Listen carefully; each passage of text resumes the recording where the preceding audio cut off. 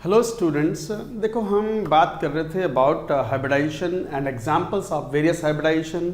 sp3 के हमने examples पढ़ लिए थे और पढ़ भी रहे थे, और हम मल्टी सेंटर्ड मॉलिक्यूल्स में जाकर के हमने बात की थी structure of white phosphorus P4 की, P4S3, P4 O5 O6, P4 O10 and so on. चलिए सम मोर स्ट्रक्चर्स वी कैन ड्रॉ। जैसे अनदर एक स्ट्रक्चर, जैसे हमने कहा भी था कि P4S3 is commonly used in manufacturing match boxes, माचिस बनाने में काम आता है वो। ऐसी एक कंपाउंड होता है P4S6, ये बिल्कुल स्ट्रक्चर वैसी होती है जैसे P4O6 होती है, like 4 phosphorus, you have to keep at the tetrahedral vertices, तो लाइक दिस सल्फर, ये सल्फर, ये सल्फर, ये सल्फर, इस टाइप से। तो 3 और 3 6 सल्फर आ गए और 4 फॉस्फोरस आ गए। These phosphorus atoms are sp3 hybridized. So like that you describe the hybridization of the phosphorus P4। Phosphorus के आपने मल्टी सेंटर्ड मॉलिक्यूल्स ले लिए।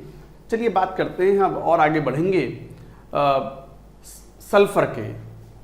सल्फर के कंपाउंड्स में जैसे एसेट की बात करें, एसेट सल्फर, ये क्राउन लाइक स्ट्रक्चर होती है।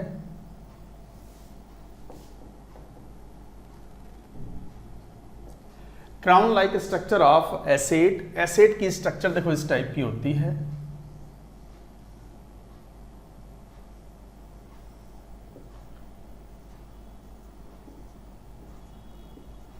सिर पर रखने वाला जो ताज होता है, क्राउन होता है, इट इज लाइक दिस। और ये सल्फर इस टाइप से हैं। Every sulphur is sp3 hybridized with 2 lone pairs of electrons, so like that. तो 1 2 3 4 5 और 3 8, so this is sp3 hybridized. तो sulphur also has the ability to undergo catenation. Catenation जैसे carbon होता है ना, कार्बन कार्बन बॉन्ड्स बनते चले जाते हैं, लॉन्ग चेन्स बन जाती हैं, तो carbon has the highest catenation property, sulphur also has the catenation property. Of course not as strong as carbon but enough good. तो this is S eight structure. Sulphur के कंपाउंड्स में जैसे अब ये SO2 और SO3 तो पढ़ा ही है। तो SO2 की स्ट्रक्चर अगर गैसियस फॉर्म में ले रहे हैं, SO2 तो रूम कंडीशन पे गैस है ही, so structure is like this. This the lone pair and this is sp2। हम पहले कह चुके हैं, ये भी गैसियस फॉर्म में ले रहे हैं, तो structure would be like this. sp2, but एक important point, sulphur trioxide SO3 room condition पे सॉलिड है and exist in the form of trimer at room temperature.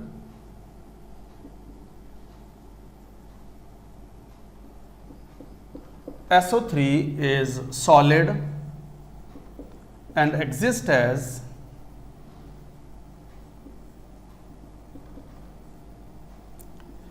SO3 thrice और trimer, जिसे गामा SO3 भी बोलते हैं। It is also called gamma SO3। तो ये ट्राइमर के फॉर्म में एग्जिस्ट करता है like this, sulphur oxygen oxygen, sulphur sulphur oxygen, इस टाइप से। Double bond O, double bond O, double bond O, double bond O, double bond O, double bond O। So this is the structure, this is the trimer. देखूं कटा तो नहीं नीचे से ना, check कर लेते हैं। नहीं, आ गया, पूरा आ गया। तो at room temperature SO3 is solid and exist as SO3 thrice. Cyclic trimer होता है ये, this is called gamma SO3। तो रूम कंडीशन पे ये स्ट्रक्चर होती है। अच्छा, यहीं पे एक बड़ा इंपॉर्टेंट क्वेश्चन आता है कि सल्फर डाइऑक्साइड SO2 में या गैसियस फॉर्म ऑफ SO3 में कितने p पाई और कितने p पाई बॉन्ड्स हैं। ये बड़ा इंपॉर्टेंट क्वेश्चन होता है। मैं क्वेश्चन ही लिखता हूं यहां पर, this is an important question. तो पहले ये वाली पूरी बात नोट कर लो आप।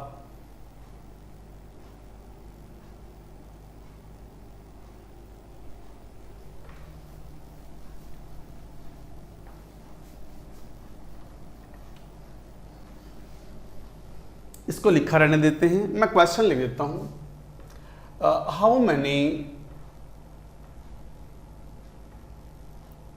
P pi and P pi D pi bonds are present in SO3 gas and SO2 gas.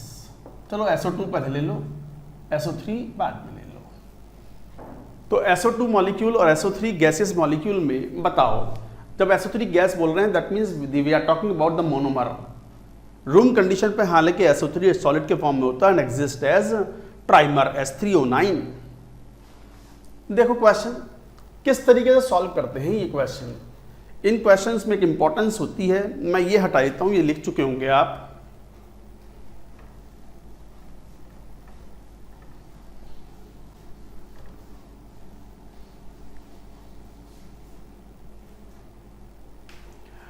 How many P pi D pi bonds, तो जैसे एग्जांपल SO2 लो, सल्फर तो +4 ऑक्सीडेशन स्टेट में है, तो सल्फर 16 इलेक्ट्रॉन होते हैं, तो 1s2 2s2 2p6 3s2 3p4 ये कॉन्फ़िगरेशन हुआ। अच्छा ये तो नियॉन हो गया, तो this is neon. Valence shell में 3s और ये p वाले आ गए, हालांकि d वाला भी है बट खाली है अभी। This is 3d, this is 3p, this is 3s, 3s is filled with the 2 electrons, 3p के अंदर 4 इलेक्ट्रॉन्स हैं, तो using the Hund's rule you can follow like this, और d वाला खाली है। अब साफ दिखाई पड़ता है कि जब SO2 की बात कर रहे हैं तो इस तरीके का लुईस डॉट स्ट्रक्चर आएगा, ये LDS है, लुईस डॉट स्ट्रक्चर। 4 बॉन्ड बनने हैं और 2 अनपेयर्ड इलेक्ट्रॉन है, तो 2 इलेक्ट्रॉन से तो ना बन पाएंगे 4 बॉन्ड, और sp2 हाइब्रिडाइजेशन भी होना है सल्फर का, तो फिर एक एक्साइटेशन कराना पड़ेगा। तो ये तो ग्राउंड स्टेट था, ग्राउंड स्टेट कॉन्फ़िगरेशन, एक्साइटेशन तो कराना पड़ेगा। करा दिया excitation of the electronic configuration, तो क्या बन गया ये वैलेंस शेल में एक s, ये p वाले 3 और d वाले ये रहे, तो 3s 3p 3d ये यहां आ गया, और एक इलेक्ट्रॉन जंप करके बाहर भेजोगे तो कहां d में आ गया। अब हाइब्रिडाइजेशन करवाया आपने कौन सा sp2, तो कराओ sp2 हाइब्रिडाइजेशन, एक s और ये 2p, this is sp2 hybridisation. अब sp2 हाइब्रिडाइजेशन आपने करवा लिया, तो इसका मतलब एक प्योर p ऑर्बिटल, पाई बॉन्ड तो प्योर p ऑर्बिटल ही बनाते हैं, तो प्योर p ऑर्बिटल एक p वाला है, तो sp2 तो सिग्मा बॉन्ड बनाते हैं, दे फॉर्म सिग्मा बॉन्ड। ये बात हम कह चुके हैं। हाइब्रिड ऑर्बिटल्स कौन सा बॉन्ड बनाने में इंटरेस्टेड है, सिग्मा बॉन्ड बनाने में। Hybrid orbitals are more stable than the pure p orbitals and form sigma bond. तो इसका मतलब ये हुआ कि सल्फर 2 पाई बॉन्ड बना रहा है, एक पाई बॉन्ड तो अच्छा ऑक्सीजन तो अपना 2p ही ऑफर करेगा, ऑक्सीजन के पास तो है ही 2p ऑर्बिटल जिससे वो पाई बॉन्ड बना सकता हो, तो ऑक्सीजन 2p ऑफर करेगा और सल्फर एक तो अपना 3p ऑफर करेगा और एक 3d ऑफर करेगा। तो इसका मतलब ये जो S डबल बॉन्ड O है, साफ दिखता है कि एक बॉन्ड अगर 3p 2p वाला है तो फिर दूसरा कौन सा हुआ 3d 2p वाला। 2p कौन ऑफर करता है, offered by oxygen. 2p orbital is offered by oxygen, 2p here also is offered by oxygen. एक सल्फर ने अपना 3p ऑफर किया और दूसरे वाले बॉन्ड में सल्फर ने अपना 3d ऑफर किया, तो एक तो बना p पाई, एक बना p पाई d पाई बॉन्ड। तो आंसर क्या हुआ, इन SO2 1 p pi bond, 1 p pi d pi bond. This is a very important question, this is a very important question. अच्छा यहीं पे आपसे अब बात कर लेते हैं, अब तो समझ में आ गया आपको SO3, ये स्ट्रक्चर है SO3 की, 3 पाई बॉन्ड्स हैं, ऑब्वियसली हाइब्रिडाइजेशन। अच्छा यहां 4 अनपेयर्ड इलेक्ट्रॉन थे, अब तो 6 रखने पड़ेंगे, सिचुएशन ऐसी हो जाएगी।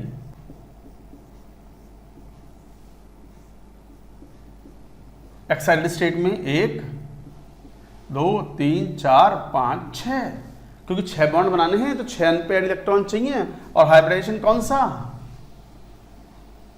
sp2।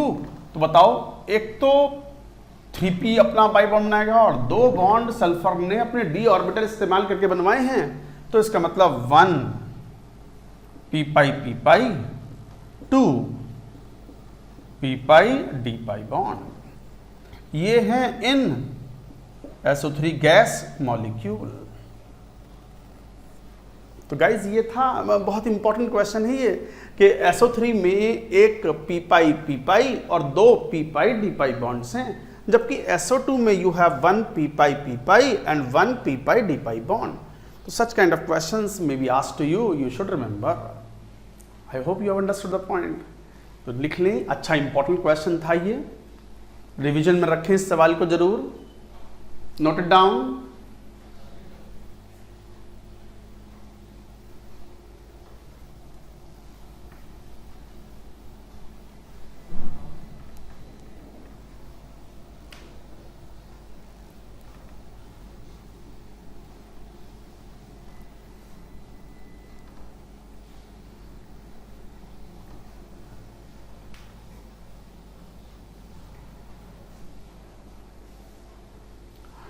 Thereafter we were taking the examples of hybridization। तो sp3 में हमने सल्फर के एग्जाम्पल लिए, तो एसिड का एग्जाम्पल लिया, SO3 का ट्राइमर भी ले लिया, और भी सल्फर के कंपाउंड्स हमने फास्फोरस के साथ ले लिए, P4S3 P4S6 and so on. इसके बाद सल्फर के बाद चलिए कंपाउंड्स लेते हैं। सल्फर के जैसे ये भी कंपाउंड्स होते हैं, फॉर एग्जाम्पल SO2Cl2 H2SO4, इस टाइप के एग्जाम्पल। तो बस ये स्ट्रक्चर तो बना ही सकते हो 2 डबल बॉन्ड के साथ। सो दिस इज sp3। यहां लोगे तो हमने स्ट्रक्चर शुरुआत में बनाई थी,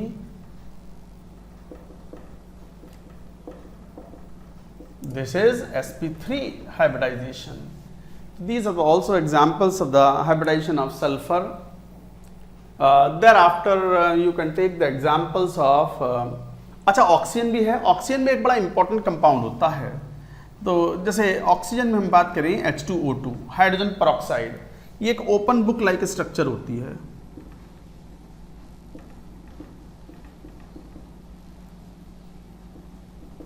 ओपन बुक लाइक स्ट्रक्चर कैसी स्ट्रक्चर होती है? ये इस टाइप से होती है, परऑक्साइड है ये, हाइड्रोजन परऑक्साइड। तो परऑक्साइड बॉन्ड का मतलब O bond and the structure was like this.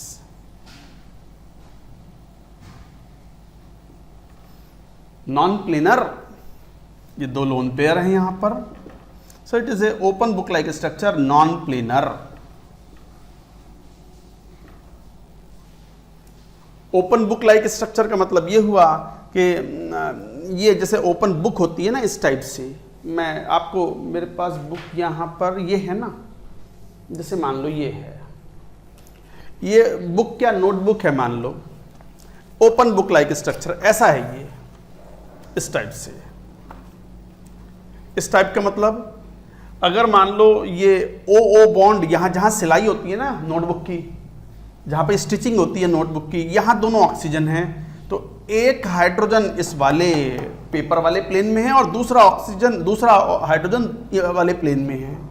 तो इसका मतलब it is a non planar structure, it is open book like structure. तो ये ओपन बुक लाइक स्ट्रक्चर होती है, याद रखेंगे, नॉन प्लेनर है, all the 3 bonds are not in same plane. तो लाइक दिस। अच्छा, इसमें खास बात होती है, this O bond is longer than expected. ये जो O बॉन्ड है काफी लॉन्ग है, और लॉन्ग है तो वीक भी है, वीक बॉन्ड। बॉन्ड जितना लंबा होगा बॉन्ड एनर्जी उतनी कम होगी, बॉन्ड वीक होगा, तो ये O बॉन्ड काफी वीक होता है। तो उसका रीजन होता है कि ये 2 लोन पेयर्स जो हैं ऑक्सीजन पे नहीं, सेकंड पीरियड के जो छोटे एटम्स हैं, जैसे नाइट्रोजन हुआ, ऑक्सीजन हुआ या फ्लोरीन हुआ, उन पर ये दो दो लोन पेयर्स जो हैं हैवी रिपल्शंस मारते हैं और रिपल्शंस के चलते सिस्टम वीक पड़ता है। और रिपल्शन कम करने का एक तरीका है थोड़ा दूर हो जाएं। तो रीजन क्या था इसका? तो इसका reason two lone pairs on small sized O atoms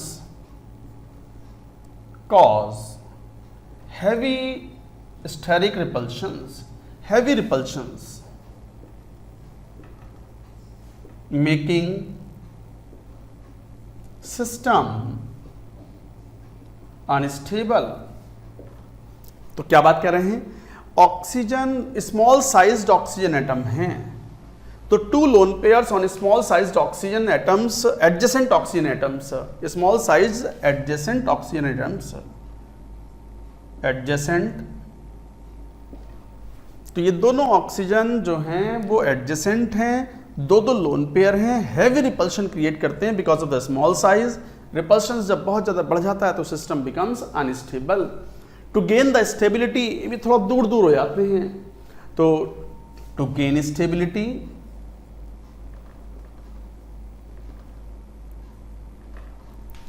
bond length, O bond length is increased और bond weak हो जाता है। This effect is found when lone pair, this effect is observed when lone pairs are present on small sized fluorine oxygen nitrogen atoms। Fluorine oxygen nitrogen atoms अगर हैं और adjacent atoms हैं और उन पर लोन पेयर हैं तो ये प्रभाव वहां आता है। ये बड़ा इंपॉर्टेंट पॉइंट था। तो जैसे ये बॉन्ड काफी लंबा होता है और वीक होता है, क्यों? हैवी रिपल्शंस के चलते सिस्टम अनस्टेबल हो जाता है और स्टेबिलिटी गेन करने के लिए, रिपल्शन कम करने के लिए थोड़ा दूर दूर हो जाते हैं। थोड़ा दूर दूर होंगे तो बॉन्ड लेंथ बढ़ जाती है। Same thing is found here also. क्या? जैसे ये FF बॉन्ड है, F2,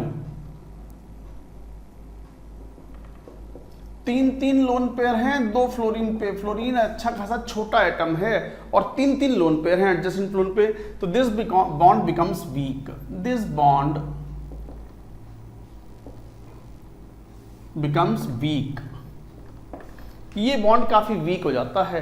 यही कारण है कि बॉन्ड एनर्जी का order in fact FF single bond is weaker than Cl-Cl single bond। और एक्सपेरिमेंटली बॉन्ड एनर्जी का ऑर्डर ये होता है Cl2 ग्रेटर देन Br2 और तब F2 आता है और I2। This is very important, IIT JEE में आता भी है इसका यूज। डिक्रीजिंग बॉन्ड एनर्जी,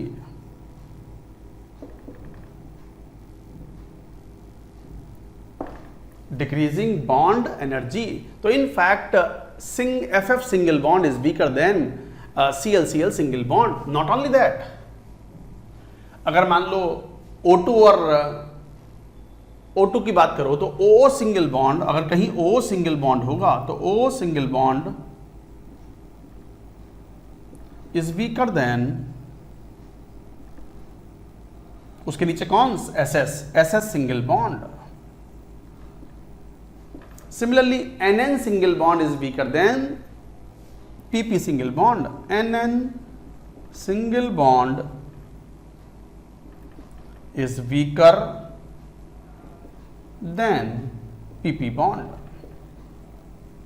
लिख लेना सही से, ये क्लब मत करना, सही से लिख लेना। तो ये बड़ा इंपॉर्टेंट पॉइंट है कि FF single bond is weaker then Cl-Cl single bond, और ये तो बॉन्ड एनर्जी का ऑर्डर है। Cl2 ज्यादा स्ट्रॉन्ग बॉन्ड बनाता है देन Br2 और F2 का बॉन्ड सबसे वीक पड़ गया, जबकि बॉन्ड लेंथ का ऑर्डर नॉर्मल है। बॉन्ड लेंथ का ऑर्डर नॉर्मल है। क्या है मैं बताता हूं, पहले ये पूरी बात नोट करो, लिखो इस पूरी बात को।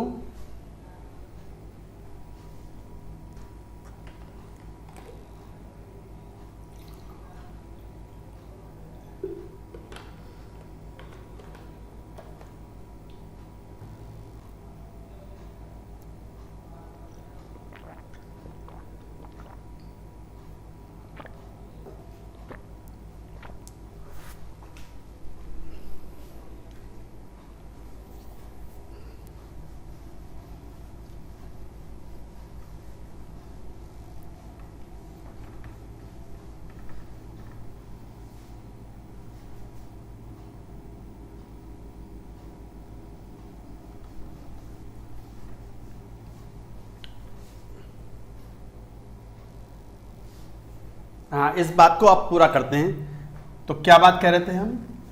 Single F bond is weaker then single CL bond, single O bond is weaker then single SS bond, single NN bond is weaker then PP bond. और ये तो बॉन्ड एनर्जी का ऑर्डर था, बहुत इंपॉर्टेंट था। इसी में एक बात ये भी है, बॉन्ड लेंथ का ऑर्डर इतना चेंज नहीं होता। FF बॉन्ड थोड़ा लेंदी तो होता है बट स्टिल शॉर्टर। तो FF bond Cl2 Br2 I2, increasing bond length.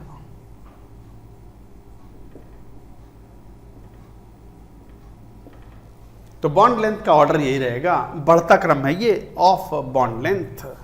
तो बॉन्ड लेंथ में एक्सेप्शन नहीं है। एक्सेप्शन कहां था? बॉन्ड एनर्जी में। बॉन्ड लेंथ तो मैनेज कर लेता है वो, तो हैवी रिपल्शन के कारण बॉन्ड वीक हो जाता है। This is the example, you should remember. तो इस तरह का पॉइंट्स याद रखेंगे। अच्छा, इसी में हम एक बात कर रहे थे, क्या ओपन बुक लाइक स्ट्रक्चर थी H2O2 की। कारण हमने बताया था कि दो एडजेसेंट ऑक्सीजन है या दो एडजेसेंट फ्लोरीन है या दो एडजेसेंट नाइट्रोजन है, तो उसमें अगर लोन पेयर्स प्रेजेंट हो एटम्स पर तो हैवी रिपल्शन कॉज करते हैं, बॉन्ड वीक पड़ जाता है। तो ये बॉन्ड वीक था। इसी से मिलता जुलता एक और कंपाउंड है O, बट हाइड्रोजन की जगह फ्लोरीन आ गया है। ये भी open book like structure he.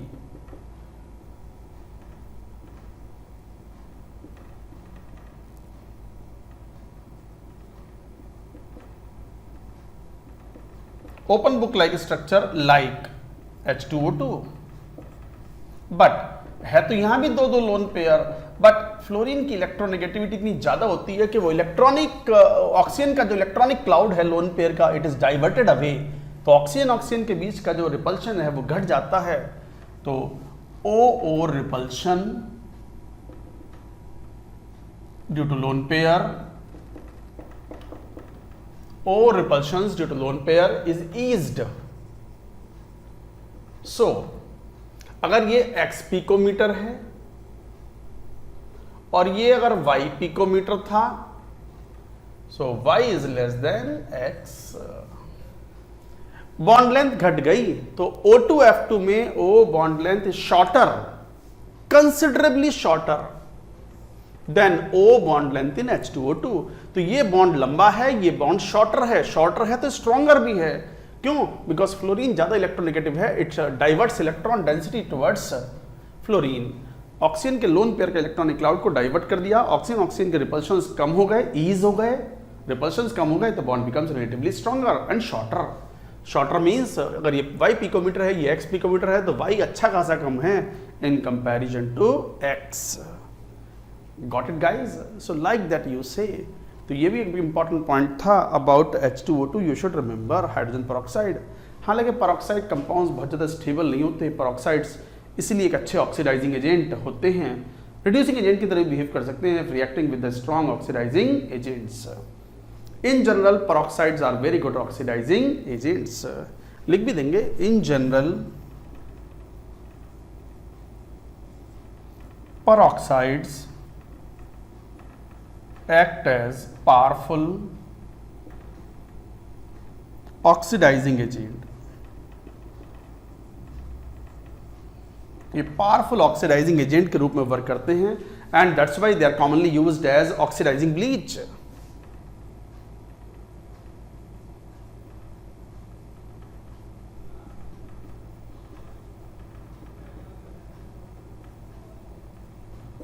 They are commonly used as oxidizing bleach। क्या होते हैं ब्लीचिंग सब्सटेंस? कलर रिमूव करने वाले सब्सटेंस। डाइज होती हैं कलर्स, उनको रिमूव करने के लिए हम ब्लीच यूज करते हैं। पी ब्लॉक में बात करेंगे, क्वालिटेटिव एनालिसिस में बात करेंगे about the bleaching action, not now here. तो ये था पेरोक्साइड्स के बारे में। H2O2 और O2F2 के बारे में ये एक पॉइंट था। दोनों की स्ट्रक्चर सिमिलर टाइप की होती है, बॉन्ड एंगल्स थोड़े डिफरेंट होंगे, बट O बॉन्ड के ऊपर यहां पर क्वेश्चन पूछा जाता है। You should understand both are non planar. तो ये था ऑक्सीजन, सल्फर भी हो गया। थोड़ा और आगे चलते हैं, चलो कंपाउंड्स की बात करें तो let us talk about chlorine के कंपाउंड्स। sp3 के एग्जांपल्स ले लेते हैं, नोट इट डाउन कंप्लीटली।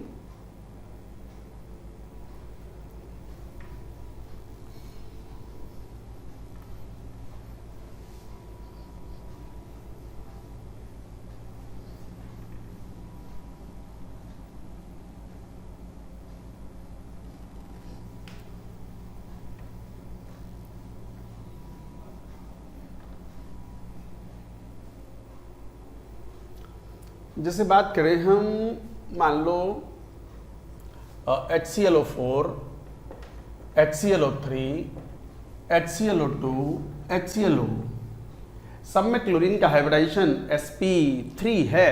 और ये स्ट्रक्चर तो आप पहले भी बना चुके हो, HOCl double bond O double bond O double bond O, तो ये sp3 है। ऐसे यहाँ पर HOCl double bond O double bond O lone pair. अब मैं लुईस डॉट स्ट्रक्चर बना रहा हूँ, तो यहाँ भी जैसे HOCl डबल बॉन्ड O ऐसे ले लो, दो लोन पेयर के साथ। And hypochlorous acid, this is HOCl, so like that you can say. So all are sp3 hybridized.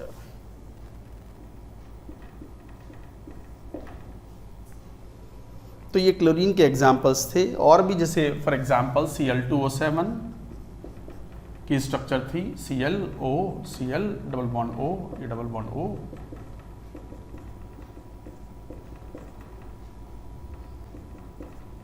So both the chlorine atoms are sp3 hybridized.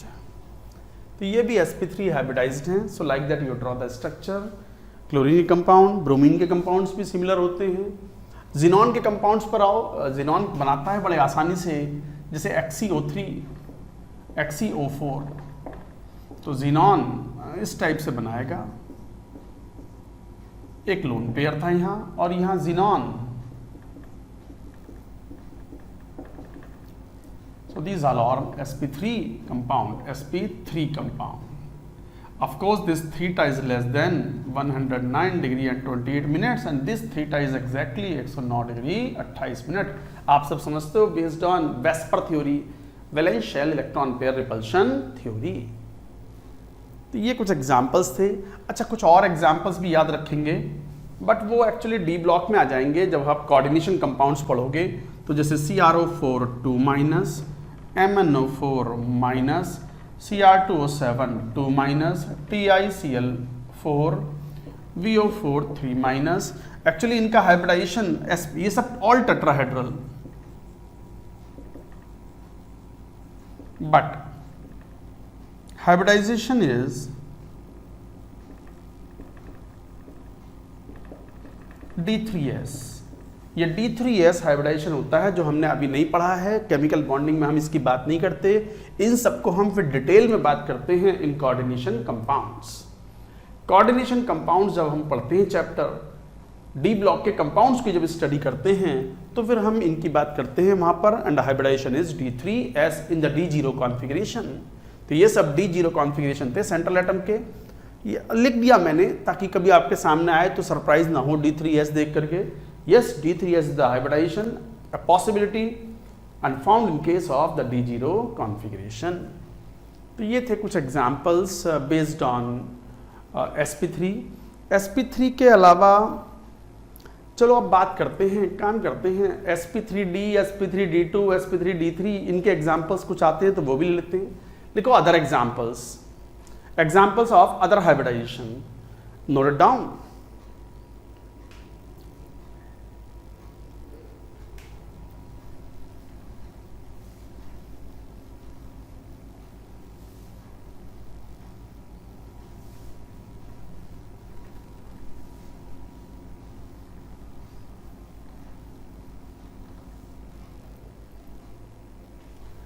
Other examples,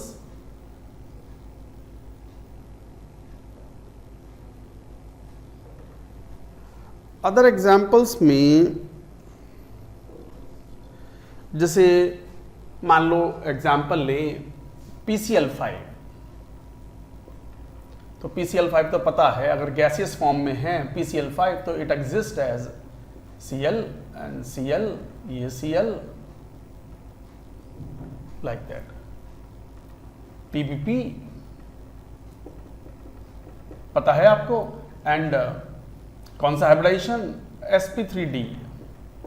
और इसमें यह भी पता है कि ये इक्वेटोरियल बॉन्ड था। इक्वेटोरियल बॉन्ड अगर a पिकोमीटर है और एक्सियल बॉन्ड अगर b पिकोमीटर है, तो इक्वेटोरियल बॉन्ड्स आर स्ट्रॉन्गर, तो a is less than b।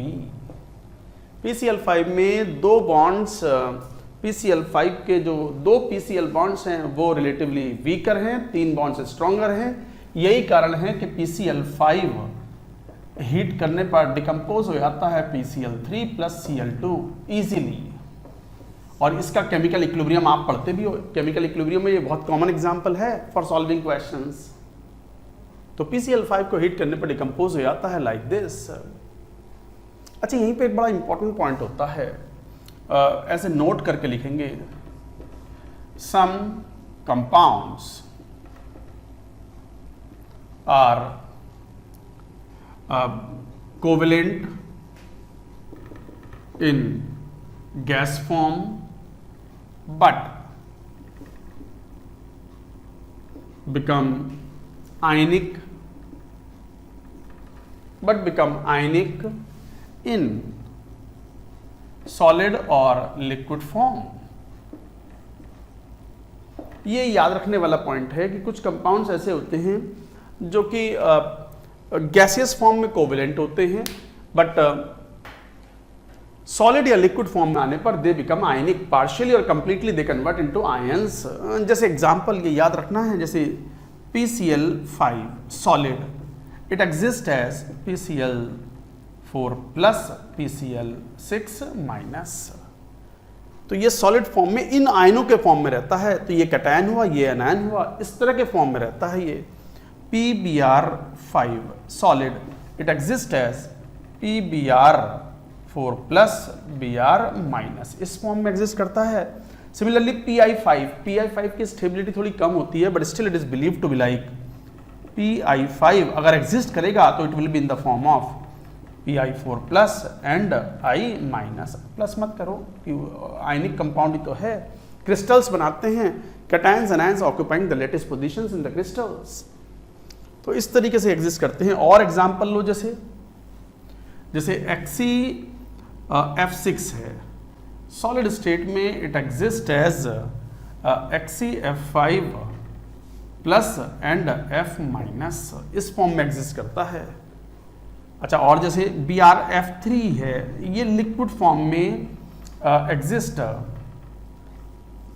Ionise हो जाता है partially BrF2 plus BrF4 minus. N2O4 liquid also remains partially ionized in the form of NO plus and NO3 minus। ऐसी जैसे N2O5 solid है, it remains in the form of NO2 plus NO3 minus। तो ये कुछ compounds हैं जो solid state में या लिक्विड स्टेट में। और एक बहुत ही इंपॉर्टेंट एग्जांपल है I2Cl6 लिक्विड फॉर्म में, it ionizes IL2 plus ICl4 minus, दो लोन पेयर हैं यहाँ। So these are the common structures. और यहीं पे एक बात और भी याद रखनी है, PF5 remains covalent in solid state because PF bond is very strong and it does not ionize। तो PF बॉन्ड बहुत स्ट्रांग होते हैं PF5 में, तो PF5 जो है वो कोवेलेंट के फॉर्म में ही रहता है इवन इन सॉलिड स्टेट। देखो PCl5 सॉलिड में आयनिक बन गया, PBr5 भी आयनिक बन गया। PI5 की स्टेबिलिटी बहुत कम होती है, थोड़ा एग्जिस्ट कम करता है ये, बट अगर एग्जिस्ट करेगा तो इस फॉर्म में करेगा। PF5 कोवेलेंट ही रहता है। अच्छा, PF5 में एक और बड़ी इंपॉर्टेंट बात है, जैसे PCl5 में दो अलग अलग बॉन्ड लेंथ थी, PF5 में ऐसा नहीं है। ये बड़ा इंपॉर्टेंट पॉइंट है, नोट करेंगे। पहले ये बात पूरी नोट कर लो, यहां तक की नोट इट डाउन, इसको नोट कर लें सभी।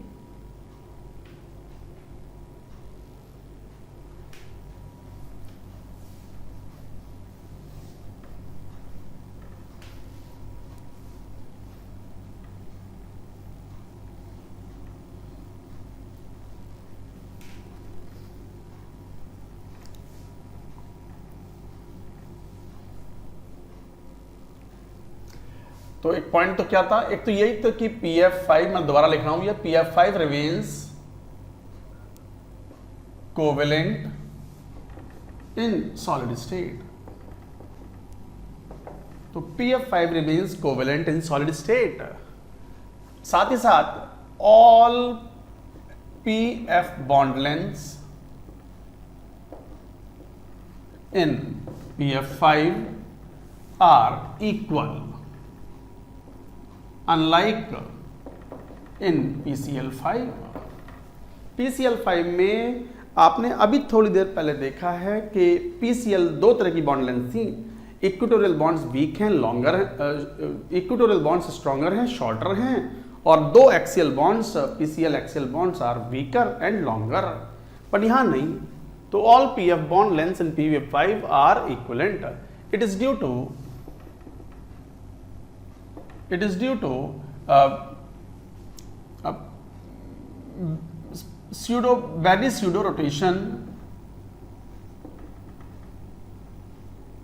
pseudo rotation of PF bonds in PF5। जैसे वो अमोनिया होता है ना, फ्लिपिंग ऑफ बॉन्ड्स।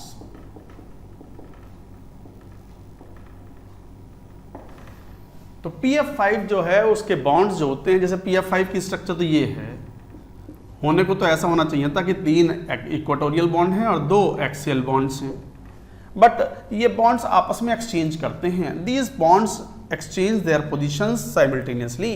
इतना फास्ट एक्सचेंज होते हैं इक्वेटोरियल एक्सियल में that we are not able to recognise the two different bond lengths. तो इक्वेटोरियल and axial F या PF bonds exchange their positions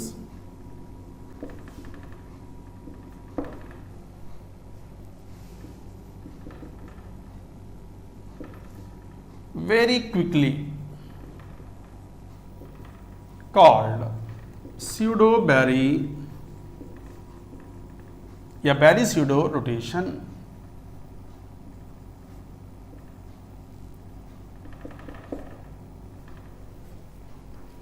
तो ये जो PF5 है, इसके पांचों बॉन्ड्स की बॉन्ड लेंथ सेम माननी है। क्वेश्चन आएगा तो आपको ये रिपोर्ट करना है।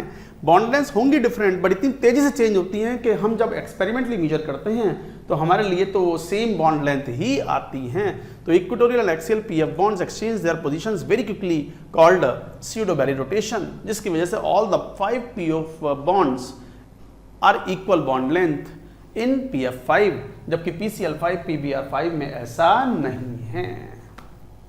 So this was an important point you should remember. So like that you say. तो ये इस तरीके से आप ये बात कहते हो। अच्छा, एक और मॉलिक्यूल आया था I2Cl6, ये बड़ा इंपॉर्टेंट फॉर्म है। Actually ICl3 as monomer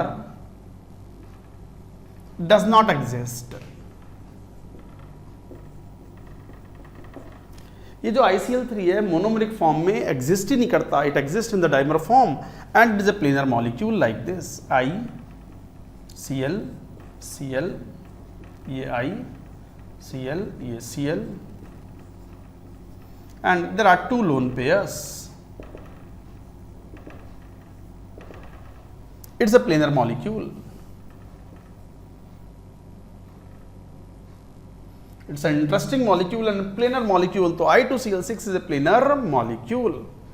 Obviously iodine जो है वो क्लोरीन लोन पेयर डोनेट कर सकता है, तो it will be like this, some coordinate bonds are there, but all the ICl, ICl, ICl, ICl 4 और 4 8 बॉन्ड्स हैं ICl planar molecule, all bonds lie in the same plane and the hybridization of the iodine is sp3d2. Both the lone pairs are in the perpendicular plane of the molecular plane. बड़ा अच्छा important molecule है, important mark कर लो I2Cl6 को।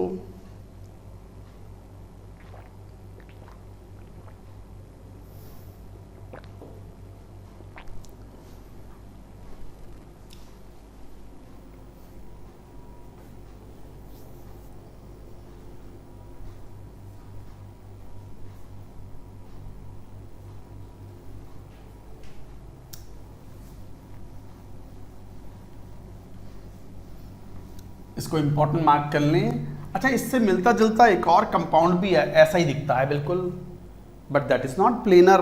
कौन? Al2Cl6, AlCl3 का dimer. तो ये याद भी रखो, this is very important point. क्या I2Cl6 is a planar molecule, sp3d2 इसका हाइब्रिडाइजेशन है, all the bonds are in the same plane. इसी में हम ये बात कर रहे थे, but Al2Cl6 a dimer of, dimer मतलब दो मॉलिक्यूल चिपक करके डाइमर बनाना, a dimer of AlCl3 is a non planar molecule. वो एक नॉन प्लेनर मॉलिक्यूल है। और स्ट्रक्चर क्यों? क्योंकि यहां तो आयोडीन के पास लोन पेयर्स थे, हाइब्रिडाइजेशन sp3d2 था, यहां नहीं है ऐसा। Structure is like this.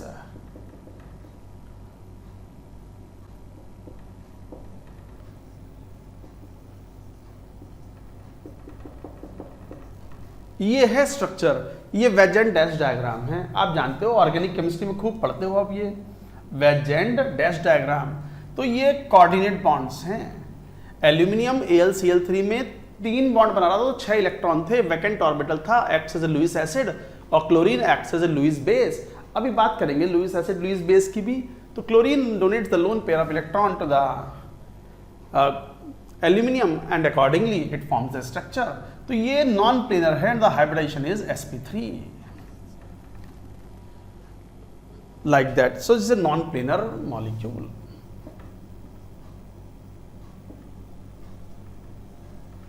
दोनों देखने में Al2Cl6 और I2Cl6 एक जैसे ही हैं, बट नहीं, एल्यूमिनियम पर कोई लोन पेयर नहीं है, जबकि आयोडीन पर लोन पेयर्स हैं, and because of that their structures are entirely different. Xenon के कुछ कंपाउंड्स बड़े फेमस होते हैं, जैसे XeF2 ये बना चुके हो, XeF4, XeF6 और स्ट्रक्चर बना चुके हो। XeF2 तो पता है आपको, it is a linear molecule with 3 lone pairs like this, and it is sp3d linear molecule. XeF4 में 2 लोन पेयर हैं, यहाँ 3 लोन पेयर थे, यहाँ एक ही लोन पेयर बचा है, and it is a planar molecule with 2 lone pairs, square planar with the hybridization which one? sp3d2। और यहाँ हाइब्रिडाइजेशन sp3d3 बोलते हैं, and it is distorted octahedron. Exceptional case था, तो बस स्ट्रक्चर तो बनाने की जरूरत नहीं है, लिख लो बस distorted octahedron। So this is distorted octahedron। तो ये थी स्ट्रक्चर XeF2, XeF4, XeF6 की, और इस तरीके से हम ये चीजें कंटिन्यू करते हैं। ये थे एग्जाम्पल्स। पिछले 2 लेक्चर से हम देखो ये एग्जाम्पल पढ़ रहे हैं, अगर ये ना पढ़े ना तो शीट के बहुत सारे क्वेश्चंस में अटक जाएंगे हम। तो एक्सपोजर बहुत जरूरी है स्टूडेंट्स को। कॉन्सेप्ट जानना एक बात है, और एक्सपोज्ड होना to more and more number of examples is another important thing. तो ये कुछ पॉइंट्स थे that we are suppose to remember. तो ये कुछ थे एग्जाम्पल्स वी हैव कंसिडर्ड। अब 2-3 जनरल बातें और कहेंगे अभी, पहले ये नोट कर लो पूरी बात।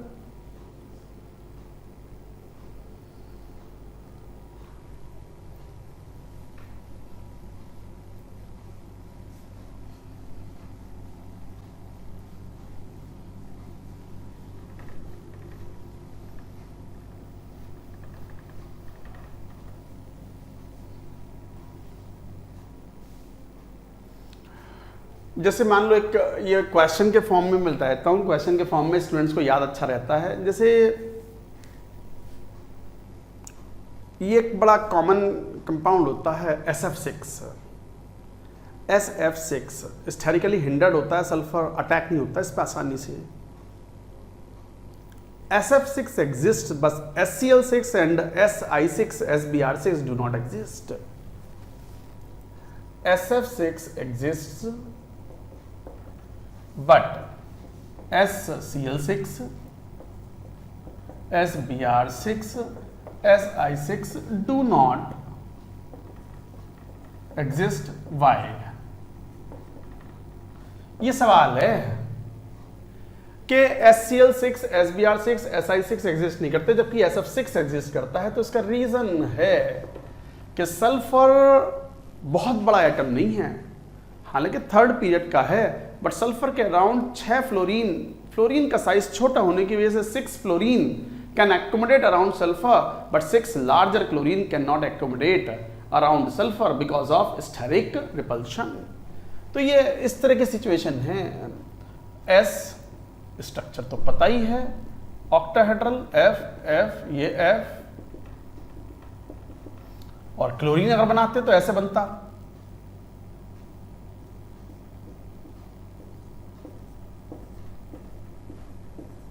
ये तो ये छोटा इनका एक क्लाउड है, electron cloud.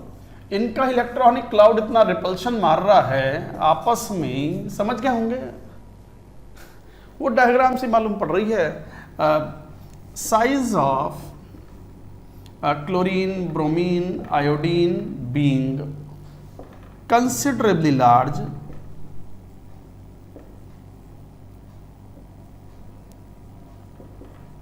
cause heavy steric repulsion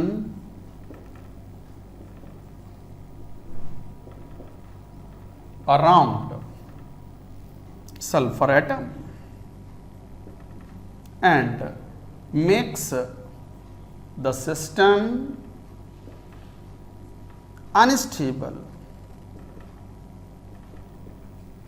तो size of chlorine, bromine, iodine being considerably large cause heavy steric repulsions around sulphur atom.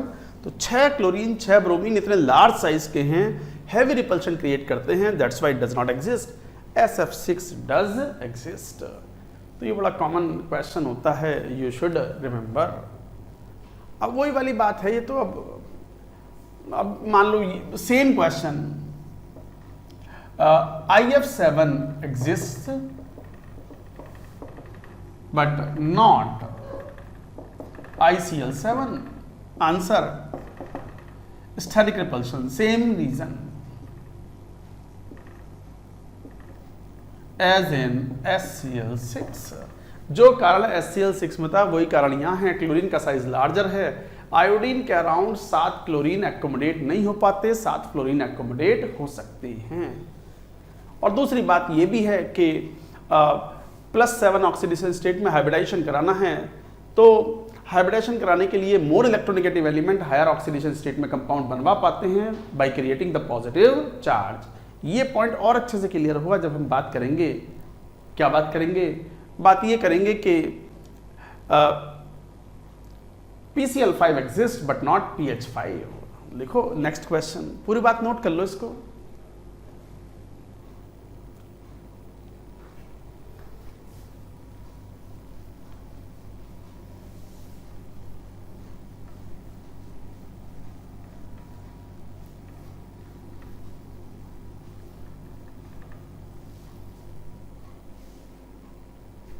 Question के फॉर्म में ले लो, जैसे PCl5 एग्जिस्ट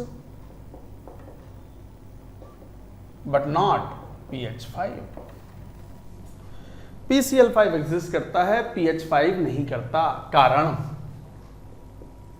क्या बोलोगे? PCl5 में हाइब्रिडाइजेशन है sp3d, एक्साइटेशन भी कराना है, फास्फोरस 15 ग्राउंड स्टेट में, नियॉन 3s2 3p5। तो 3s2 3p5 मतलब would be like this.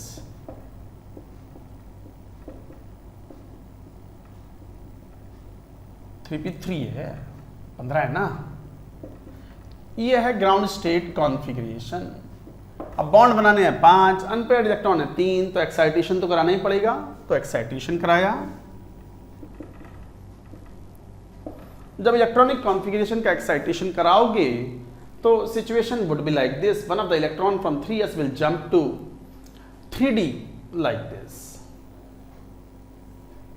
D वाले हैं खाली पड़े थे, अब काम में आएंगे। एक इलेक्ट्रॉन, ये 3 तो थे ही साथ में। अब हाइब्रिडाइजेशन हुआ, कौन सा हाइब्रिडाइजेशन? sp3d hybridisation. अब हुआ sp3d हाइब्रिडाइजेशन, फास्फोरस का। तो एक तो एक्साइटेशन कराना पड़ा और हाइब्रिडाइजेशन कराना पड़ा, दो काम करवा रहे हैं, एक्साइटेशन और हाइब्रिडाइजेशन। तो ये काम क्लोरीन करवा देता है। तो जब क्लोरीन अप्रोच करता है फास्फोरस की तरफ कंपाउंड बनाने के लिए, तो क्लोरीन इज मोर इलेक्ट्रोनेगेटिव और फास्फोरस पर एक पार्शियल पॉजिटिव चार्ज आ जाता है P डेल्टा प्लस, क्लोरीन पर delta minus. Chlorine is more electronegative, वो फास्फोरस पर जब अटैक करते हैं तो फास्फोरस पर एक पार्शियल पॉजिटिव चार्ज क्रिएट करते हैं, जिससे फास्फोरस का साइज थोड़ा घटता है।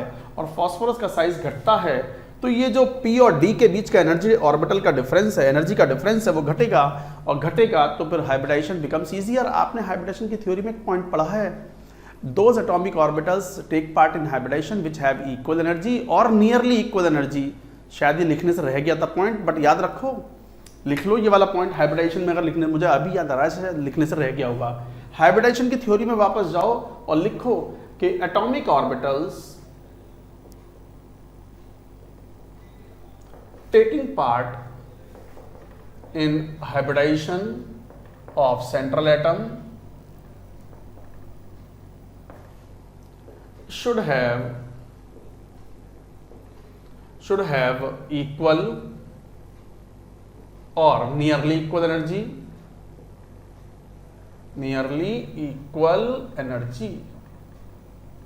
and lower energy orbitals are preferred। Equal और नियरली इक्वल एनर्जी होनी चाहिए। 3s की एनर्जी कम है, 3p की ज्यादा है, 3d की और ज्यादा है। 3d, 3p, 3s।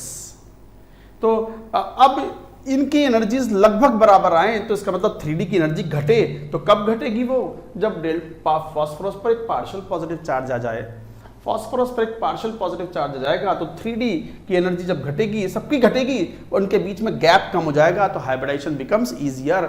यही कारण है कि PCl5 एग्जिस्ट, PH5 नहीं करता, क्योंकि फास्फोरस और हाइड्रोजन की इलेक्ट्रोनेगेटिविटी लगभग सेम है। Hydrogen can not create any partial positive charge on phosphorus. तो क्या पॉइंट, ये तो पॉइंट वहां लिख लेना अपनी हाइब्रिडेशन की थ्योरी में। PCl5 exist because Cl being more electronegative causes a partial positive charge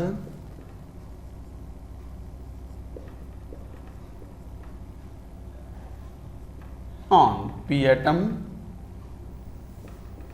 and hence energy difference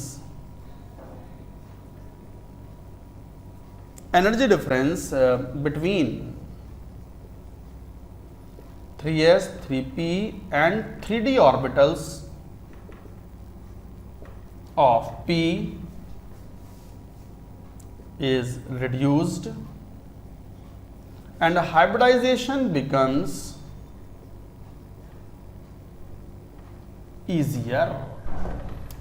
यही कॉन्सेप्ट काम में आएगा जब हम बात करेंगे Drago's rule. Drago's rule we shall study in comparison of the bond angles. तो बॉन्ड एंगल्स में Drago's rule plays an important role.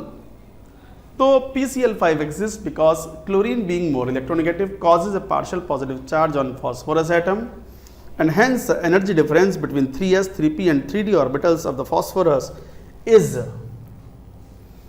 reduced and hybridization becomes easier। PH5 में ऐसा नहीं हो पाता because electronegativity of phosphorus and hydrogen are equal. Electronegativity of phosphorus is nearly same as electronegativity of hydrogen. Hydrogen cannot create partial positive charge on phosphorus. Hybridization becomes difficult. Compound does not exist. Same logic कि PCl5 exists but not PH5. SF6 exists but not SH6. वही reason है, same reason है। PCl5 exist करता है, PH5 नहीं, same reason है। SF6 exist करता है, SH6 नहीं। आई hope you have understood the point. तो ये था बड़ा इंपॉर्टेंट, बहुत इंपॉर्टेंट पॉइंट चल रहे हैं ये सब। All that you should remember. Logically हैं सब, ये याद रखेंगे, समझेंगे चीज़ों को तो रटने की जरूरत उतनी ज़्यादा नहीं पड़ती, फिर भी थोड़ा बहुत तो याद रखना पड़ता ही है। नोट इट डाउन, आगे की बात कहेंगे अब।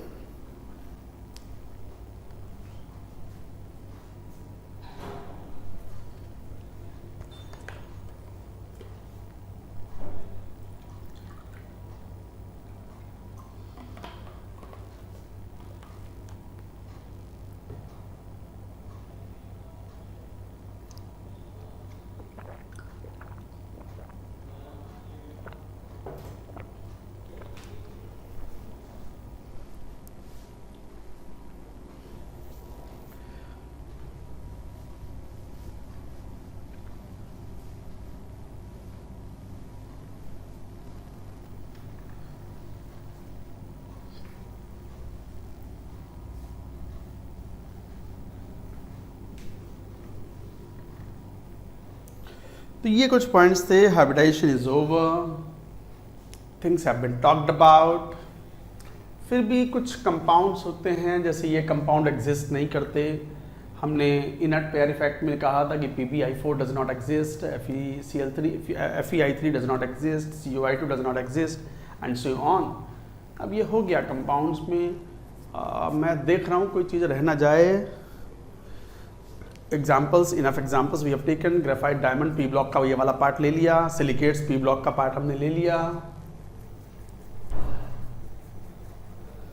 हो गया. Hybridisation is over. Now we shall talk about comparison of the bond angles and bond length. तो बॉन्ड एंगल्स कंपैरिजन करेंगे, बट उससे पहले चलो हम एक बात डिफाइन कर लें. Lewis acid and Lewis base. Heading लिखो, Lewis acid and Lewis base.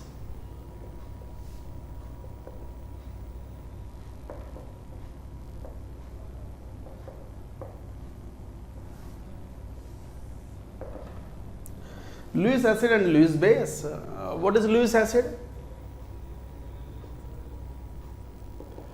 Which accepts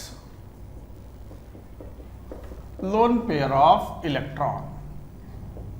जो lone pair accept करता हो वो Lewis acid. And what is Lewis base? Lone pair donor. जैसे एग्जाम्पल हमने ये कहा भी था, जब भी कोऑर्डिनेट बॉन्ड बनता है तो उसमें एक डोनर होता है, एक्सेप्टर होता है. जो डोनर है वो लुईस बेस और जो एक्सेप्टर है वो लुईस एसिड. तो जैसे NH3H3N और BF3, बोरॉन के पास वैकेंट ऑर्बिटल खाली है. And when this bond orbital is given to, lone pair is given to the vacant orbital of boron, this bond is formed. So this is a coordinate bond.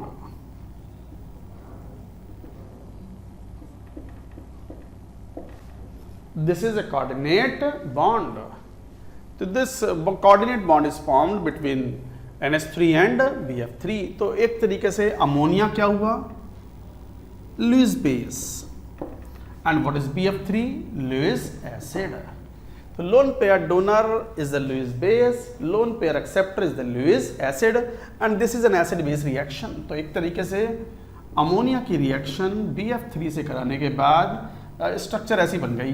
N, ये H, ये H, ये H और ये coordinate bond बन गया B, F, F, F. But हम तो coordinate bond दिखाते नहीं हैं, हम तो पहचानते भी नहीं. Who is coordinate bond? क्यों ना पहचानते हैं? कह चुके हैं properties wise there is no difference between covalent bond and coordinate bond.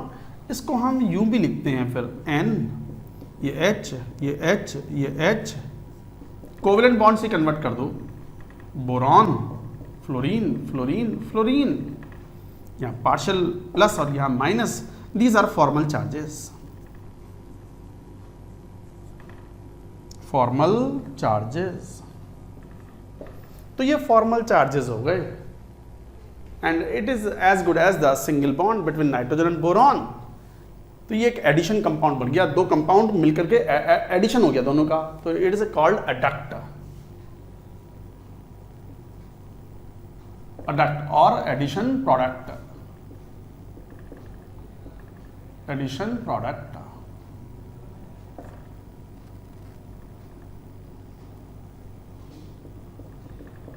Addition product और अडक्ट बोल देते हैं कई बार. तो एडिशन प्रोडक्ट बन गया ये.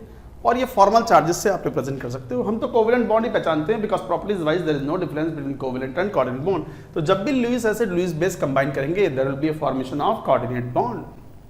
So like that you say. और एग्जाम्पल्स जैसे अमोनिया है H3N, इसके पास लोन पेयर है और H प्लस बेचारा एक लोन पेयर के लिए तड़फ रहा है. हीलियम जैसा बनना चाह रहा वो H प्लस. दो इलेक्ट्रॉन चाहिए उसको. So those two electrons can be given to the vacant orbital. एक ही तो ऑर्बिटल था. हाइड्रोजन के पास वो वैलेंस शेल में 1s में इलेक्ट्रॉन देता और क्या बन जाता है? Ammonium ion. जिसकी स्ट्रक्चर को हम ऐसे शो कर देते हैं अगर कोवेलेंट बॉन्ड से बनाए तो. Because properties wise all the 4 bonds are equivalent. All 4 NH bonds of NH4 plus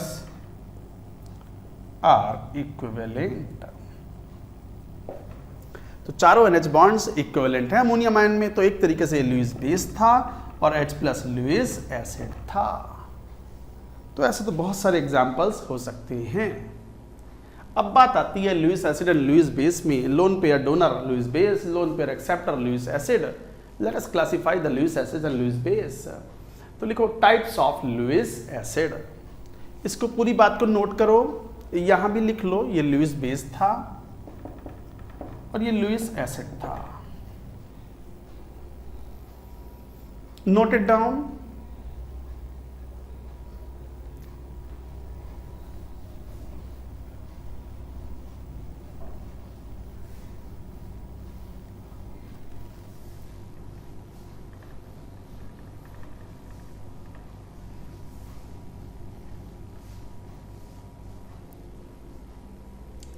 Thereafter, let us talk about the मान लो हेडिंग लिखो types of Lewis acid. Lewis acid कौन हो सकते हैं? जो लोन पेयर एक्सेप्ट करें। एक तो ऑब्वियसली वो होंगे जिनका वैलेंस शेल में ऑक्टेट कंप्लीट नहीं है, तो molecules with complete incomplete octet.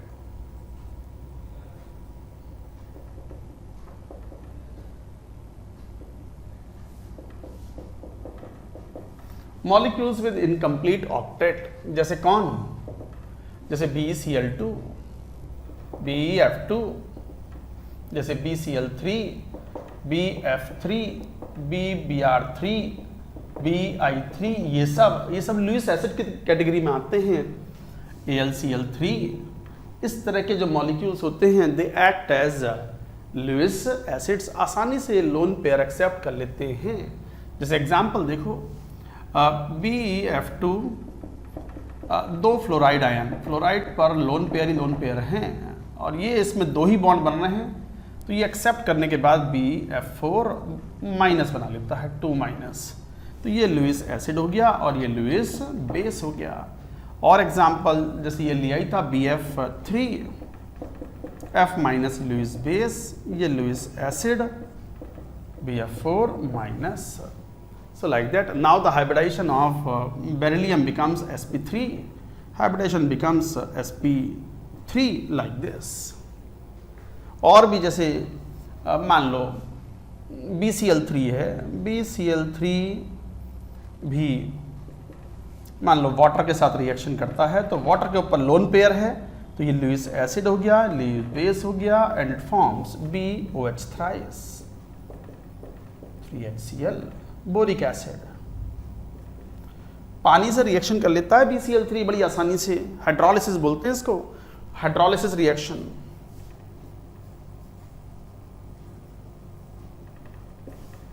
Normal hydrolysis, hydrolysis भी 3 तरह के होते हैं। नॉर्मल हाइड्रोलिसिस मतलब पानी नॉर्मल रूम टेम्परेचर पे पानी में मिलाया, रिएक्शन हो गई। एक होता है एल्कलाइन हाइड्रोलिसिस, मतलब NaOH एक्वस सॉल्यूशन से रिएक्शन या KOH एक्वस सॉल्यूशन से रिएक्शन। एक होता है एसिडिक हाइड्रोलिसिस, मींस पानी में HCl हो तो reaction, that is called acidic hydrolysis. So this is normal hydrolysis reaction.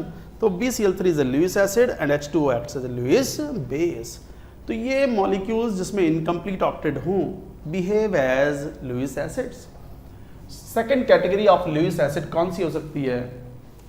याद करो, coordination compounds. Central atom is a Lewis acid because it is accepting lone pairs from the ligands. भाई coordination compounds में क्या होता है?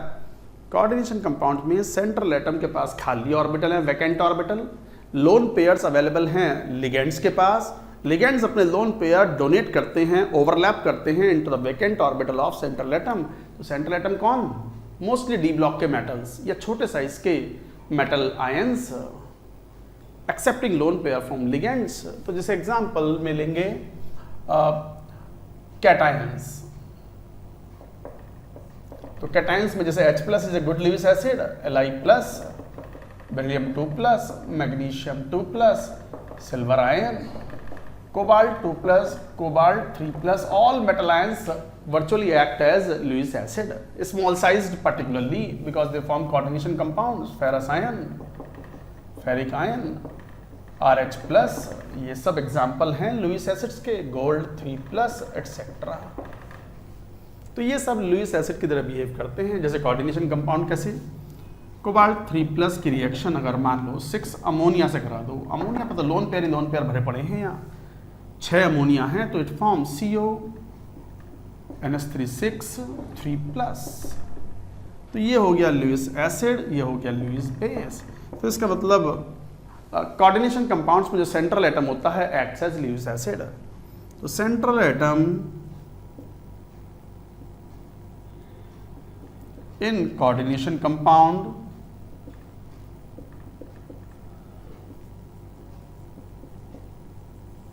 central atom in coordination compounds act as Lewis acid and ligands act as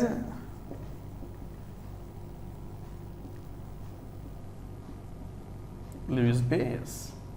हालांकि कुछ special case भी होते हैं जहां पर लिगेंड्स लुईस एसिड की तरह भी बिहेव करते हैं। लुईस एसिड की जरूरत नहीं है मगर पाई एसिड की तरह बिहेव करते हैं, जैसे CO, CN- and so on. पढ़ेंगे कोऑर्डिनेशन कंपाउंड में, सिनर्जिक बॉन्डिंग बोलते हैं उसको, नाम सुना होगा आपने, सिनर्जिक बॉन्डिंग। तो इस तरीके से central atom in coordination compounds act as Lewis acid and ligands act as Lewis base. तो गाइज ये था कैटायंस, ये भी लुईस एसिड्स थे। हम पढ़ रहे हैं categories of the Lewis acids, incomplete octet वाले, कैटायंस वाले। अच्छा, कुछ ऐसे भी हो सकते हैं जिनके वैलेंस शेल में d ऑर्बिटल्स खाली हों, तो लिखो थर्ड, ये पहले नोट कर लो।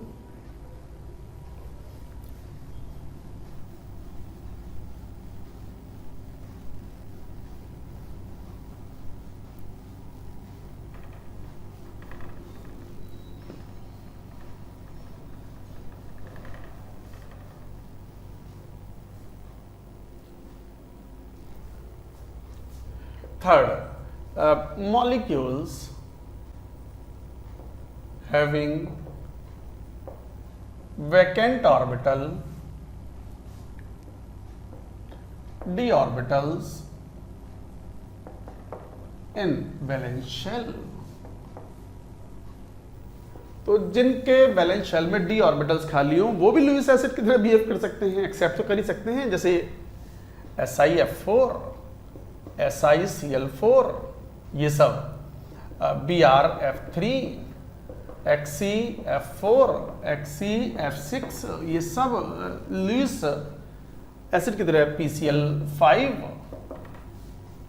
तो ये सब लुईस एसिड की तरह बिहेव कर सकते हैं। कैसे जरा देखना, SiF4 में ऑक्टेट भले ही कंप्लीट है, भाई SiF4 में 4 बॉन्ड बन रहे हैं, ऑक्टेट इज कंप्लीट, बट ये वैकेंट्स ये थर्ड पीरियड का है, तो ये सब कौन होने चाहिए, इसमें सेकंड पीरियड वाला कोई नहीं चलेगा।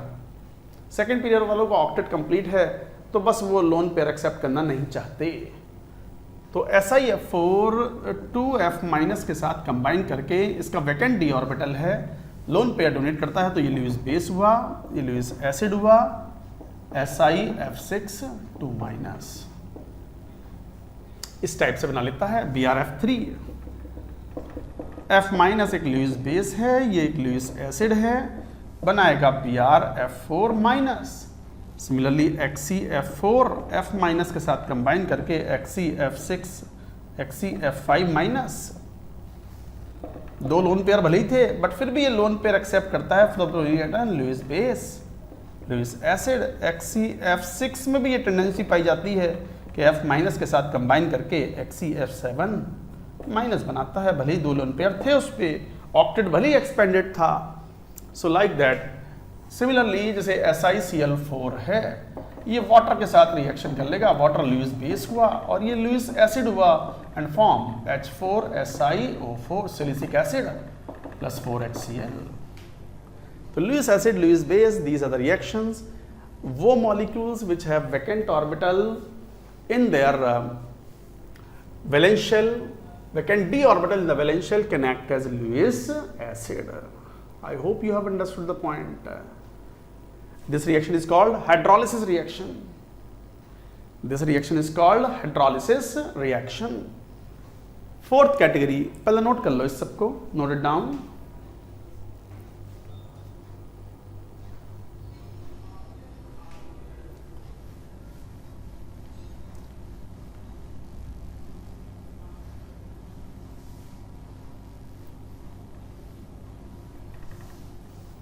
अच्छा, कभी कभी जैसे अगली कैटेगरी मूव करने से पहले क्वेश्चन ही पूछ लें, which does not act as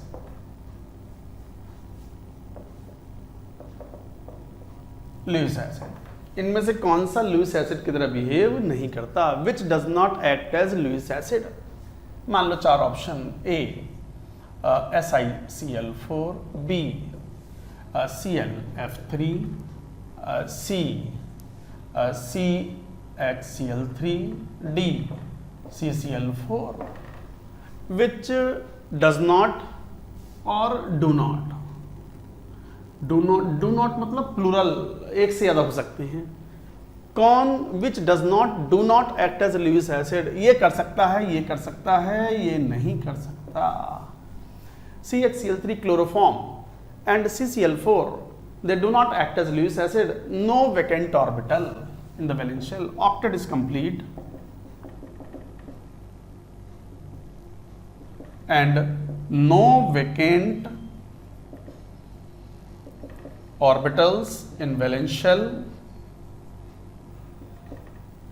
of carbon. Carbon के वैलेंस शेल में कोई खाली ऑर्बिटल नहीं है, नहीं कर बिहेव कर सकते, do not act as Lewis acid. तो नोट कर लो, इट्स ए गुड क्वेश्चन।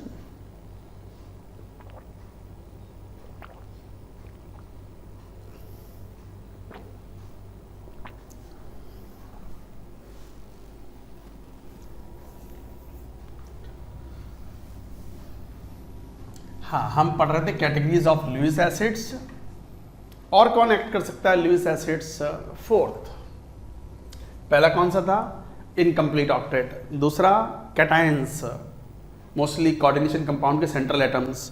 तीसरा भले ही ऑक्टेट कंप्लीट है या एक्सपेंडेड ऑक्टेट है, बट वैलेंस शेल में अगर खाली डी ऑर्बिटल हैं तो they can accept lone pair in the vacant d orbitals. चौथा, मॉलिक्यूल्स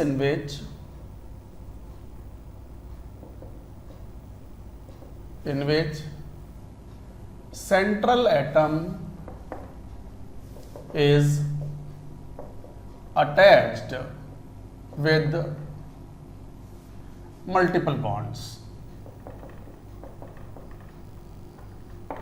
मल्टीपल बॉन्ड्स मतलब डबल बॉन्ड और ट्रिपल बॉन्ड। जैसे example CO2, SO2 etcetera. CO2 Lewis acid की तरह बिहेव कर सकता है। ये CO2 है। CO2 जब किसी NaOH में डिसॉल्व करते हैं तो OH माइनस आता है लोन पेयर के साथ में, अटैक मारता है यहाँ। पर अटैक कैसे मारेगा सर? खाली तो पाई बॉन्ड्स आर डीलोकेलाइज्ड। तो पाई बॉन्ड जो है वो pi bond electrons are easily shifted. अब ये तो आप कब से कहते आ रहे हो कि पाई बॉन्ड्स वीक होते हैं, pi electrons are loosely held with the nucleus, और जहां मन करे फूंक मार के उड़ा सकते हो उनको, तो आसानी से वो डीलोकेलाइज हो जाते हैं। ऑर्गेनिक केमिस्ट्री में तो पूरी चलती है delocalisation of the pi electrons. Sigma bond strong होते हैं, अब फूंक मारने से ना जाएंगे वो। तो पाई इलेक्ट्रॉन्स आसानी से डीलोकेलाइज हो जाते हैं। तो आसानी से डीलोकेलाइज हो गए, अपने आप तो ना, मगर OH ने कहा निकल भाग यहां से। तो ये पाई इलेक्ट्रॉन जो है यहां से इधर शिफ्ट हो गया इस ऑक्सीजन के पास में, तो यहां एक वैकेंट ऑर्बिटल खाली हो गया और अटैक मार दिया OH माइनस ने। और जब अटैक मारा तो क्या स्ट्रक्चर हो गई? C, और एक पर ये नेगेटिव चार्ज आ गया O माइनस, ये डबल बॉन्ड O, और मान लो ये बन गया OH। This is the structure. कौन है ये? और HCO3 minus bicarbonate ion. This is bicarbonate ion. तो होता भी है, ये बात आप कहते भी हो। सोडियम हाइड्रोक्साइड के एक्वस सॉल्यूशन में अगर CO2 की रिएक्शन गैस पास कराते हैं तो you get NaHCO3, sodium bicarbonate is formed. तो गाइस इस तरीके से आप ये बात कहते हो। Similar behaviour is observed in case of SO2, S double bond O और ये डबल बॉन्ड O। अब यहाँ पर ये इधर शिफ्ट हो गया और यहाँ पर अटैक मार देता है OH माइनस, अपना लोन पेयर डोनेट करता है। वैकेंट ऑर्बिटल है, D ऑर्बिटल है इसके पास, नहीं P नहीं है। यहाँ तो ये P ऑर्बिटल ऑफर करता है, यहाँ D ऑर्बिटल ऑफर करता है। तो फिर क्या बन गया, स्ट्रक्चर बन जाती है HSO4 माइनस HSO3 माइनस, तो HSO3 minus this reacts bisulphide ion. बिल्कुल similar behaviour bicarbonate ion. So like that, एक तरीके से ये लुईस बेस था, ये लुईस एसिड की तरह बिहेव किया, ये लुईस एसिड था और OH माइनस लुईस बेस था। तो ये भी बिहेव करते हैं molecules in which the central atom is attached with the multiple bonds. And the last category after fourth, note it down.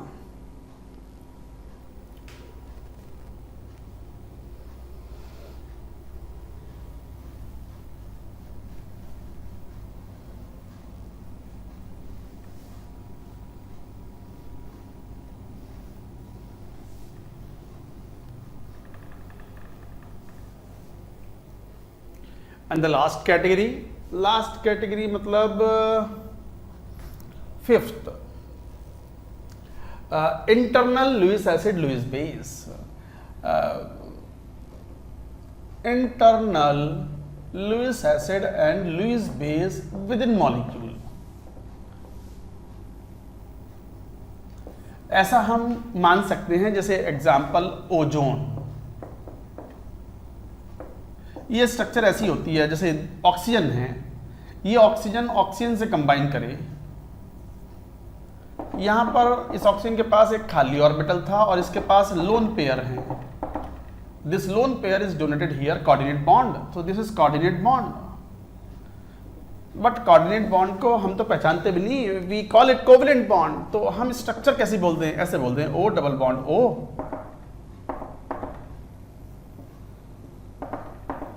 ये हो गया, और हम तो कोवेलेंट बॉन्ड से रिप्लेस कर देंगे इसको, O double bond O, single bond. Octet expand नहीं हो सकता। And there will the formal charges, these are formal charges. तो एक तरीके से ये ऑक्सीजन कौन था, Lewis acid accept lone pair, और ये O2 क्या बन गया, लुईस बेस। ओजोन के अंदर internally this oxygen and this oxygen आपस में ही एक लुईस एसिड बन गया, एक लुईस बेस बन गया। तो ये बन गया internal Lewis acid and Lewis base within the molecule like ozone. ऐसा कोई खास इंपॉर्टेंट केस नहीं है, आप चाहो तो स्किप भी कर सकते हो, ऐसी कोई विशेष बात नहीं है। तो गाइज ये थे types of Lewis acids. Lewis base वो जो लोन पेयर डोनेट करें, तो लिखो हेडिंग लुईस बेस। अच्छा, यहीं पे लुईस एसिड की स्ट्रेंथ को भी कंपेयर कर सकते हो, लिख लो यहीं पे एज ए नोट करके। Among cations strength of Lewis acid, Lewis acid की जो स्ट्रेंथ है that is directly proportional to the charge. Of course cations है the positive charge and inversely proportional to the size. तो इसके basis पर आप क्या कह सकते हो कि Li plus is a better Lewis acid than Na plus, K plus and so on. Beryllium 2 plus is a stronger Lewis acid than magnesium 2 plus, calcium 2 plus, and एक तरीके से Al3 plus is a better Lewis acid than magnesium 2 plus and sodium plus. तो ये सब क्या थे? Decreasing Lewis acid strength. Decreasing Lewis acid strength, जितना छोटा आयन होगा और जितना ज्यादा चार्ज होगा, लोन पेयर एक्सेप्ट करने की टेंडेंसी ज्यादा होगी, स्ट्रॉन्गर लुईस एसिड होगा। तो Al3 plus is stronger Lewis acid than this. अच्छा, साथ में जैसे एग्जांपल और लो, BF3 is a stronger Lewis acid than AlF3, stronger Lewis acid. क्यों स्ट्रॉन्गर लुईस एसिड? क्यों? बोरॉन का साइज छोटा है एल्यूमिनियम से, तो BF3 is a stronger Lewis acid than AlF3। तो गाइज ये बड़े इंपॉर्टेंट एग्जांपल्स थे, ये याद भी रखेंगे, कहीं भी कंपैरिजन भी हो जाता है लुईस एसिड का, तो साइज के फैक्टर पर ये बात आप कह सकते हो। Got it? चलिए अब बात करेंगे लुईस बेस की, नोट इट डाउन।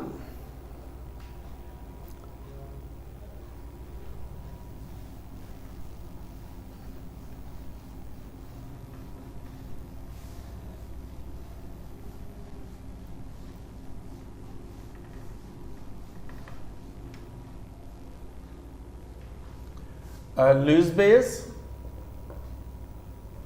वो तो लोन पेयर डोनर हैं. For example all ligands, for example ligands ही बोल दो. कुछ लिगेंड्स ऐसे होते हैं जो पाई इलेक्ट्रॉन डेंसिटी डोनेट करते हैं तो वो लुईस बेस नहीं कहलाएंगे, तो इसलिए in general ligands. For example ligands in general, तो चाहे वो X माइनस हो, fluoride, chloride, bromide, iodide etcetera, चाहे वो NH3 हो, PH3 हो, PPH3 हो, ट्राइफिनाइल फॉस्फीन, CO हो, NO हो, CN माइनस हो, इस टाइप के एग्जाम्पल्स ले सकते हैं. OCN माइनस हो, SCN माइनस हो, CN माइनस तो ले लिया हमने. So these are all examples. OH minus हो, sulphide ion, oxide ion etcetera, all are Lewis bases. तो ये सब कॉमन लुईस बेसिस हैं. एग्जाम्पल्स में हमने लिया भी है अभी. अच्छा, कई बार हम इस तरह की बात कह सकते हैं जैसे पीरियोडिक टेबल में among hydrides, among hydrides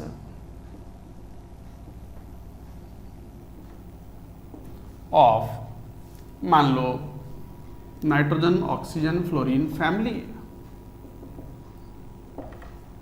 left से राइट जाने पर और टॉप टू बॉटम आने पर हमने पढ़ा भी था कि एसिडिक स्ट्रेंथ बढ़ती है और टॉप टू बॉटम भी एसिडिक स्ट्रेंथ बढ़ती है, तो लुईस बेस स्ट्रेंथ घटेगी.